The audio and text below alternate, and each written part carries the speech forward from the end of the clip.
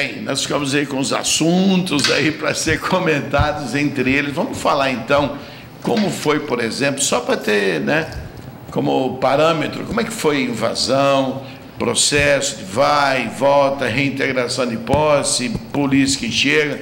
Como é que foi o caso ali em Sidrolândia, na fazenda do Benê, antes de Ricardo falar sobre esse caso, eu quero fazer algumas explicações. Certo. O Brasil hoje possui 13% do território nacional demarcado para índio. Se for ver a densidade demográfica, o índio é um dos maiores latifundiários no Brasil hoje.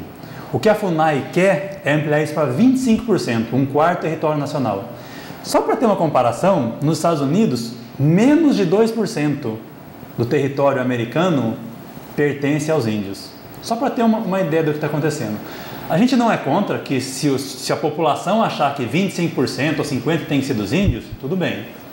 O governo colonial incentivou que os povos do Sul, de São Paulo, de Minas Gerais, colonizassem o Brasil. Nós temos um documento, um título registrado em cartório dessas propriedades, igual você tem na sua casa, claro. Igual quem tem o seu comércio, tem o seu comércio, tem o seu apartamento. Nós temos esse documento, nós pagamos impostos, igual paga o IPTU, a gente paga o ITR, a gente paga imposto sobre essa terra que a gente tem, que o governo incentivou vir para cá, desmatar e produzir alimento. Agora o que está acontecendo é um desmando geral. Os índios invadem essas propriedades. Já vamos entrar no caso do Ricardo. Vamos usar o Ricardo Baixa lá de exemplo. Não, vamos trazer um pouquinho, antes do Ricardo, um pouquinho mais para cá. Você viu o que aconteceu ali no Panambi? Mas eu não entendo isso. Os índios querem a terra para quê? Para ver o mato crescer? Para ver os passarinhos andando ali, os bichinhos? Benê, os índios não querem mais terra. É lógico que eles não querem. Os índios não querem. Eles querem poder viver melhor. Os índios hoje já não andam mais pelado. Eles querem ter carro, moto, celular, internet. Não, os índios hoje não querem. Tanto que o Wilson Matos, ele disse que, Benê, eu sou produtor rural, além de ser índio. Entendeu? E nunca precisei ir lá na feira pedir mandioca para os outros, nem pedaço de frango, nem nada. Mas é isso aí. Eu acho que estão querendo tirar a dignidade do índio, entendeu? Deixando ele subserviente, porque aí você financia. Aliás, será que é só o índio? E esses pobres aí do Bolsa Família, será que não vão ser um eterno subserviente? Porque enquanto o camarada tem o que comer, ele não vai querer produzir, não vai querer estudar, não vai querer aprender. Essa população vai ficar subserviente de que governo depois, hein? Eu fico assim preocupado, porque eles estão gastando.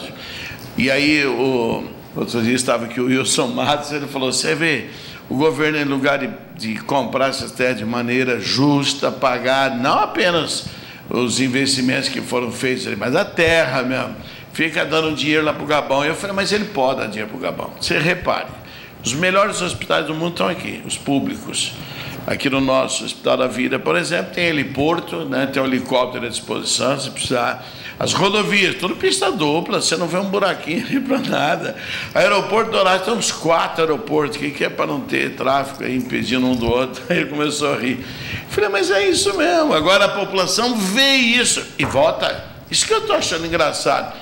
Mas não precisa pensar muito, não. Barriga. Está cheia a barriguinha? Então acabou. Eles querem arroz, feijão, carne. Não fala assim, carne, verdura, essas coisas. Não, isso é bode que come. Bode, cabrito. Agora, carne, leite, tá beleza, não precisa mais nada. E não precisa trabalhar. Eu não sei onde é que vai esse negócio aí. E está rodando, né? 70%. O duro também que, olha, rapaz, eu vou te falar com toda a sinceridade. Aécio Neves, vai ser páreo para essa mulher? Esquece. Serra, aquele careca lá que nunca saiu de banco escolar, vai ser páreo? Não vai. Quem que vai ser páreo? Só tem um cara, na minha opinião, que poderia fazer frente a essa mulher. Sabe quem é? Joaquim Barbosa, ministro do Supremo Tribunal. Esse poderia fazer frente. Só, e mais ninguém. O resto vai ser só para lambuja aí. Entendeu? Agora fala do caso, tanto do Panambi, que está em aquela situação que não tem nada de produção. Os coitados que produziam, pagaram a terra bonitinha e tal, foram lá para aquela fazenda Cuiabazinho, não sei aonde aí. Então os outros aqui olhando aquela terra, casa, arrancaram o telhado, arrancaram tudo. Pronto. E aí? É exatamente isso, Benito. Não estamos condenando os índios, é gente que fomenta esses coitados para ficar nessa situação. Exatamente. O produtor rural não tem nada contra os índios. Você pode ver que os índios andam dentro da cidade de Dourados, não são ameaçados, não sofrem nenhum tipo de retaliação, de constrangimento, de retaliação, de nada. Inclusive, eles andam pedindo nas casas e todo mundo acaba dando comida para eles. Eles estão abandonados pela FUNAI. Claro. A FUNAI usa muito mal o dinheiro que usa. Mas contando lá do Ricardo Baixa, um exemplo, o que está acontecendo? Os índios resolvem que eles querem uma área no lugar. A FUNAI vem e contrata, por conta dela, um antropólogo que só dá laudos favoráveis aos indígenas. Depois nós vamos discutir como que é feito esse laudo. Aí esses índios vêm e invadem essas áreas. Ali no Ricardo Baixa já existia um processo judicial que ele ganhou nas primeiras instâncias. O processo não chegou ao final, mas ele está ganhando. Hoje, processualmente, ele e os vizinhos são proprietários daquelas áreas. Hoje, aquelas terras não são indígenas. Os índios vieram e invadiram assim mesmo, mandados por alguém. Igual lá em Belo Monte, que a gente deslocou 800 quilômetros para invadir Belo Monte. Invadir a propriedade. Ele entrou na justiça, pediu uma reintegração de posse. Saiu a reintegração de posse. Durante esse período, a polícia foi lá, porque existia um conflito, chamaram a polícia. A polícia, em vez de retirar os invasores, retirou ele e a família dele dentro da propriedade. A mulher dele não queria sair. Ela falou: vou ficar aqui dentro, isso aqui é meu, é de minha propriedade, por enquanto isso aqui é meu. Eu vou morrer lutando. Igual os brasileiros têm que morrer lutando pela pátria, cada um tem que defender o que é seu. Claro. Se vai uma pessoa entrar na sua casa, você não vai defender a sua casa? Eles queriam defender. Pois bem, a polícia tirou eles à força lá de dentro, porque existia a iminência de um conflito. Em vez de tirar o invasor, tirou os proprietários. Tiraram os proprietários e os índios falaram: não vamos cumprir a reintegração de posse. Fizeram uma audiência de conciliação, como se precisasse disso. Os índios falaram: não vamos sair. Então a polícia foi lá para fazer o certo, retirar os invasores dentro da área. Houve um conflito, eles não se entregaram, um índio morreu. Aí eu quero fazer um questionamento para você, Benito. Tá, mas espera um pouquinho, quando é que eles queimaram a casa, hein? Nesse período, quando eles viram que iam ter que sair, começou o conflito, que eles já estavam dentro da propriedade, todos que os proprietários não estavam mais lá dentro, queimou a casa, uma casa antiga, que existiam móveis antigos do pai dele, da família dele, fotografias, coisas de valor sentimental, foi tudo queimado. Não queimou só a casa, queimou a vida dessa família, Benê. Você imagina no seu lugar o negócio que você construiu, que era do seu pai, você cresceu ali, teus filhos estão ali, teus netos estão ali, põe fogo naquilo ali, destrói cerca. E era uma casa que podia estar dentro, tombada pelo patrimônio nacional. Então, tacaram fogo. Quando foram tirar os índios lá de dentro, cumprindo uma ordem judicial, morreu um índio. E faz um bafafá porque morreu um índio. Se eu pegar um carro, sair na rua a alta velocidade e matar uma pessoa, eu vou responder por homicídio doloso. Porque eu assumi a responsabilidade de matar alguém que eu fiz aquilo de errado. Quando você invade uma propriedade, você está assumindo o risco de morrer. Claro. Você está fazendo um ato contra a lei. Exatamente. Então, esse índio morreu lá e fizeram o maior escândalo, porque morreu um índio. Agora, se você ouvir as rádios aqui de Dourados, ler os jornais aqui de Dourados, toda semana tem um índio morto aqui dentro da aldeia de briga entre eles. E isso não tem importância? Ou seja, quando eles se matam, não é importante? Agora, quando tem um conflito com a polícia, matou um invasor, o invasor aí não pode. Bom, tiraram os índios, passaram, a polícia saiu, passado 2 dias os índios voltaram para dentro da fazenda. Eles ficaram na rodovia, não deixaram os proprietários antigos voltar e voltaram para dentro da fazenda. Veio o ministro da Justiça aí, conversou com os índios, nada foi feito, continua lá do jeito que está. Um outro juiz cancelou a reintegração de posse. O Ricardo Baixa está sem acesso à fazenda dele, a sede está queimada, a fazenda hoje está registrada no nome dele, no processo judicial eles são os proprietários, mas quem conversa com eles, a pessoa desanima, Benê. Você tinha um colégio, alguém invadiu o teu colégio, depredar o teu colégio, ficar lá dentro, pôr fogo no teu colégio e você não poder nem entrar, defender o que é seu, a pessoa desanima, entrega os pontos. Hoje ele nem quer a fazenda mais de volta, se pagar alguma coisa para ele tá bom, acaba acaba com a... Desmotivando, né? Com a motivação, acaba com o ânimo, acaba com tudo, acaba com a família. Agora, você fez uma exposição, Leopoldo, e até porque você é um menino muito inteligente, já naquela época a gente vislumbrava isso, você fez uma exposição do que é o Brasil e do que poderia ser o Brasil. Você estava falando para mim no intervalo, e conta para nós aí. Benê, o Brasil é um gigante. Apesar do governo, o Brasil ainda consegue crescer. É pífio o crescimento, mas consegue crescer. É visível. Você vê Dourados como estava 10 anos atrás e hoje como é que está. Não sei, que as soluções não são tão difíceis. É difícil resolver o problema indígena? Não é difícil. Não precisa preservar a Amazônia? O índio não vive no mato?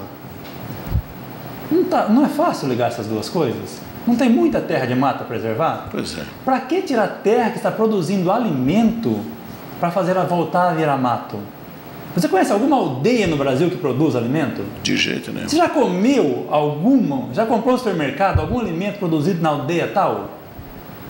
A única coisa que a gente compra é aqueles arco, flecha, aquelas coisinhas. O índio não é produtor de alimento. Nós não somos contra os índios. Eles têm que ter os espaços deles. O próprio... A FamaSul colocou agora uns outdoors na rua, onde há justiça, tem espaço para todo mundo. Metade do outdoor é um índio com uma aldeia, a outra metade é um produtor com uma plantação de soja atrás. É muito fácil resolver. Primeira coisa, Benê, terra que for invadida não pode ser desapropriada. Acaba a confusão. Se eu quero uma terra, eu não vou invadir ela. Se eu invadir aquela terra, não pode ser desapropriada. Acaba a confusão.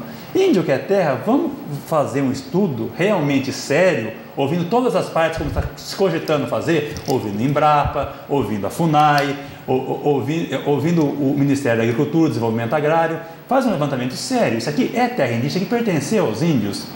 Quando? Desde quando? Se nós voltarmos a 1500, se o marco temporal for 1500, nós todos temos que pegar as nossas malinhas e voltar para a Europa, para a África, cada um para o país de origem.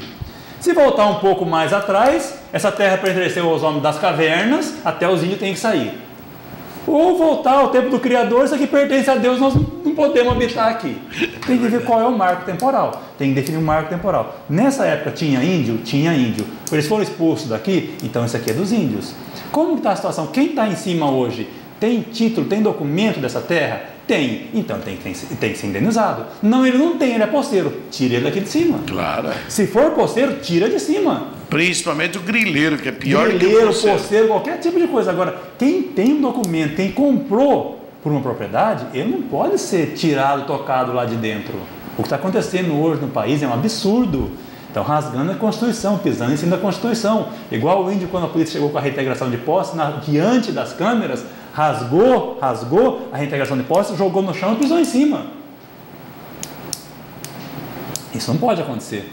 Se não tiver mais lei, aí vai cada um ter que pegar a sua arma e partir para a guerra. Leopoldo, será que, no fundo, a gente tem o direito de pensar, imaginar? Será que para o governo não é muito bom e oportuno essa briga de classes? Porque partido... Porque isso fragiliza todo o sistema, hein? Exatamente. Fragiliza tudo. Para o país é péssimo. Para os índios é ruim, para os produtores rurais é horrível. Você ser tomado do que é seu. Os índios querem terra, então vamos ver. Quem quer vender terra para os índios? Se eu quero comprar uma terra, o que eu faço? Eu vou no mercado, vejo quem está querendo vender e compro. Se você quer comprar um terreno na cidade, você vai na imobiliária, vê qual está vendo e compra. Os posteiros, os grileiros, não, tem que tirar. Se for posteiro e for grileiro, tem que tirar. Agora, se a pessoa é proprietária, tem o título da terra, paga os impostos, ele não pode ser esculachado, empurrado de cima da sua propriedade. Não pode. Ele tem que pagando só as benfeitorias, que é o mínimo.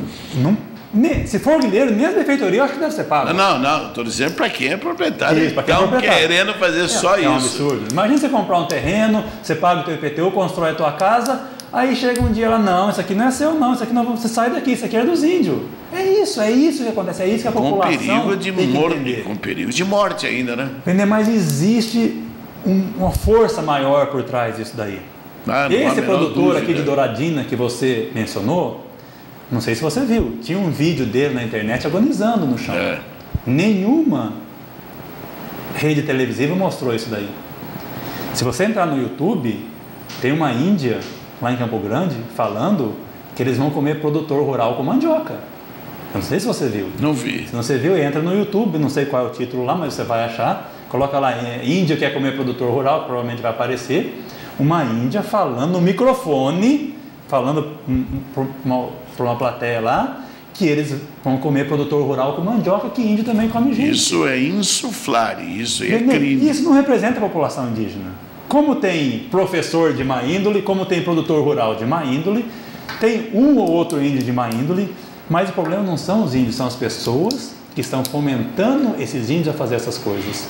Pessoas de fora. A gente vê brancos de olhos azuis no meio dos índios que acabaram com a sua população indígena no seu país de origem. O que estão fazendo aqui dentro? O que eles vêm querer se meter no nosso? Nós não temos uma soberania? Nós temos que resolver o que é melhor para nós. Se resolver que vai ser 50% de terra indígena no Brasil, tudo bem, nós vamos cumprir. Mas tem que ser feito por nós, não por gente de fora que já acabou com as suas matas, que já acabou com os seus povos indígenas e vem querer fazer isso aqui dentro do Brasil. Eu vou mostrar um caso aqui que eu acho que você lembra muito bem, já faz um bom tempo, quando os Yanomamis, lá no Pará, estavam requerendo uma propriedade gigantesca e fizeram um fuzuê danado. Até aquele grupo Sting, uma coisa assim lá, que estavam financiando essas idas. E numa dessas reuniões lá em Londres, o pessoal falando que o Brasil, o governo não respeita os seus índios, não sei o quê, que deveria dar propriedade para eles. Um jornalista lá no meio da plateia, ele falou: por acaso o senhor sabe qual é a área que eles estão pretendendo? Ele falou: não. Aí ele deu a área que era maior do que a Inglaterra inteira, sem a Escócia e sem o País de Gales. Só que a Inglaterra, na época, estava com 45 milhões de habitantes e ali eram 8 mil índios. Entendeu? A área que vocês estão falando é maior do que a Inglaterra inteira. Então, acabou a reunião, né? Porque depois de uma dessa aí... Pneu, eu vou contar um fato para você. Dá tempo ainda nesse... Vamos bem rapidinho, né? Que eu quero que você Esse me diga povo é muitíssimo hoje. organizado. Ninguém aqui no Mato Grosso do Sul sabe, ou pouca gente sabe, que houve uma reunião aqui ano passado com várias ONGs, entre elas uma ONG chamada Advogados Sem Fronteira, que vieram aqui, trouxeram caciques de várias regiões do país para fazer um documento aqui para enviar para a ONU. Nesse documento, eles acusavam o Estado do Mato Grosso do Sul, governo e produtores rurais, de estar promovendo um genocídio de indígenas aqui no nosso estado. Uma parte dos advogados da OAB, que são a parte do bem, levou um relatório do governo do estado, que naquele ano de 2012, tinha ocorrido 40 e poucas mortes de índio dentro do estado. 2 em conflito, uma em Paranhos, a outra em Aral Moreira. Essa foi em conflito por terra. Todas as outras foi morte entre os indígenas, atropelamento, que não era. Pegaram esse documento e falaram: não, isso aqui não vale nada, porque o governo do estado também promove, isso aqui é falsificado, e não levaram isso em consideração.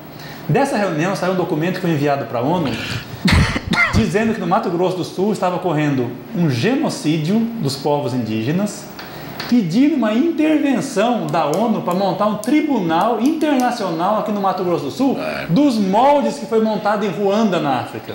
Para quem não sabe, quando acontece isso, vem força da ONU, igual foi para o Haiti, monta-se um tribunal, esse tribunal se sobrepõe às leis do país, todos os casos aqui são julgados por a soberania do país. Tribunal, e derrubando a soberania do país. Esse protocolo está na ONU. Alguns anos atrás, eu me recordo exatamente, o ano veio aqui para o Brasil um índio, James Anaya, representante da ONU. O produtor tudo bravo com ele, com esse índio que veio aqui, e nós conseguimos uma reunião com ele. Com muito esforço, era para ele vir aqui escondido, produtor. Nós fizemos pressão, nós estávamos mobilizados, fechamos a prefeitura, cercamos lá, ele ouviu a gente. Nós entramos, eu estava na sala junto com ele, nós falamos para ele dessa situação, que aqui dentro os índios andam tranquilamente pela rua, que não existe briga entre o índio e o produtor, que estão criando um clima de guerra aqui dentro. Mostramos que nós tínhamos documentos, levamos documentos que as terras, os produtores possuem terra, que não são poceiros e grileiros aqui na nossa região. E ele saiu daqui com uma ideia diferente do que ele veio. Inclusive, depois ele postou no site dessa ONG que ele representava, de que aqui no Mato Grosso do Sul tinha que levar em consideração alguma coisa que tinha que ser feita, porque os produtores, não tirando o direito dos índios de ter a terra, porque, é claro, eles acham que o índio tem o direito de ter a terra deles, e tem o direito de ter, mas que não pode tomar a terra do produtor. Então, o que chega lá fora é que é muito importante. E isso que mas se não chega coisa ruim, como é que vão trazer dinheiro para cá?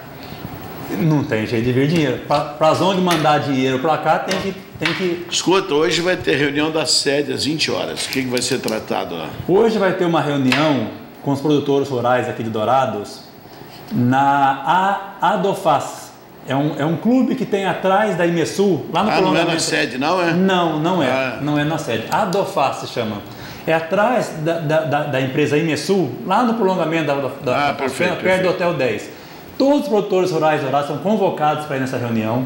Nessa reunião nós vamos lançar um movimento que vai ser a nível nacional, que o produtor rural vai parar de entregar boi, parar de vender boi, soja e milho no período de 20 de agosto a 20 de setembro. Já que nós não temos importância para esse governo, então nós vamos paralisar, não vai diminuir a produção, simplesmente não vamos comercializar soja e armazenar milho só, né? E boi por esse Mas vai faltar tudo isso aí, não vai? Provavelmente vai faltar, Benê. Mas aí que nós queremos mostrar, esse movimento nós chamamos Semana da Dependência, nós queremos, o governo sabe, o PIB brasileiro é pífio, e 33% desse PIB pífio é por causa da agricultura. É verdade. A inflação está no limite, no teto definido pelo governo. Se faltar alimento, subir os preços do alimento, vai subir a inflação. A popularidade da presidenta, que eu que já fui estudante, e você que teve estudanta, sabe que tem presidenta e presidente. Não, é presidente mesmo. A presidenta está com os menores índices de popularidade. E ela lançou um plano safra agora bom para os produtores rurais, só que esse problema, não adianta eu te acariciar com uma mão e bater com a outra. Então, principalmente se a pancada da outra for maior, né? Nós queremos mostrar para o presidente, para esse governo, da importância dos produtores rurais. Nós vamos fazer esse período e vamos ver se vamos ser atendidos. Se nós não formos atendidos, nós vamos fazer outras paralisações. Benê, trancar a rodovia não serve, não adianta, não é um movimento inteligente, só causa transtorno para outras pessoas. Ficar trancando a FUNAI, onde ela ia atrás, cercar, que nem tiveram que fazer aqui agora no Guaíba, que a FUNAI está entrando sem mandato judicial nas terras, colocando marcos em propriedades particulares, e é difícil fazer isso. Você não pode ficar 24 horas, por exemplo, na porta da sua propriedade. Fora o que eles fizeram lá no Paraná, né? 15 propriedades, só 4 que eram indígenas. O Benê, se fizer esse levantamento, quase todos vão dar nessa daí. Se for seguir o marco temporal que o STF definiu no julgamento Raposa Serra do Sol, que é 1988, se eu não estou enganado, nenhuma dessas propriedades que a FUNAI deseja hoje é reserva indígena. É isso aí mesmo. Meu diretor, ele já está agoniado pelo tempo, mostra para nós a curiosidade do dia, que eu sei que você preparou ela bonitinha. Vamos lá.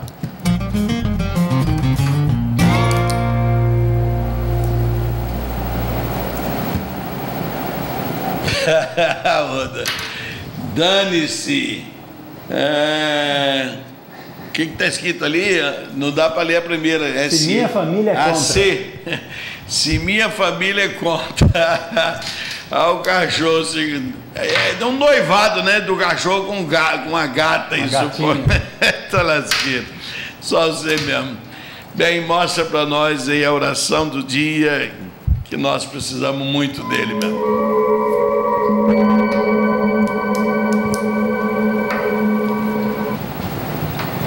Senhor, me ensina a esperar pelo seu tempo. Segura forte a minha mão e aumenta as minhas forças na caminhada da vida. Me conduz pelo melhor caminho, guiando meus passos. Me protege de todo mal.